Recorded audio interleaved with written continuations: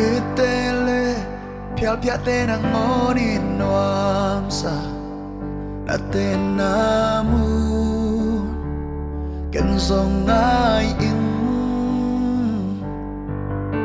kalung simle kapumpito na wang suma lunggul pening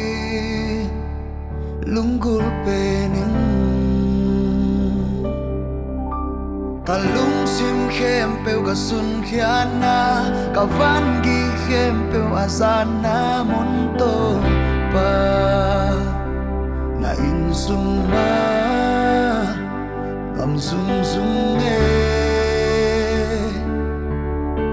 mundang at ni tul khat ka om sa na in sunga ni khat om nuam zong to pa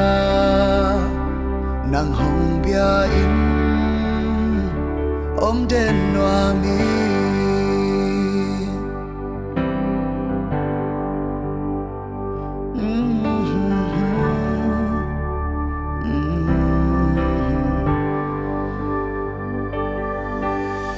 Sulezanin kalung simatunde namu na okumte kazanamu inwam pensung hong pong long in ka om sangi tau pa na in kong ching pa uso in kalung sim khem peu ka sun khiana ka van gi khem peu azana mun to pa na in suma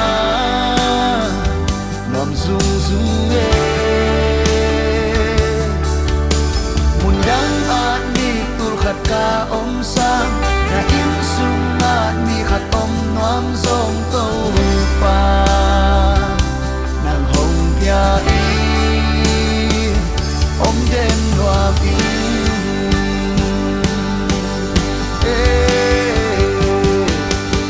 chụp anga vi na in sung na nuam asate chụp anga vi na min pan na nuam asate chụp anga vi na in sung na nuam asate namin pan na nuam asate tupanga mihi oh kalung sim khem peu ka sun khiana ka van gi khem peu azana mun to pa na in sung ma nom zung zung mundang at ni tu khat ka om sa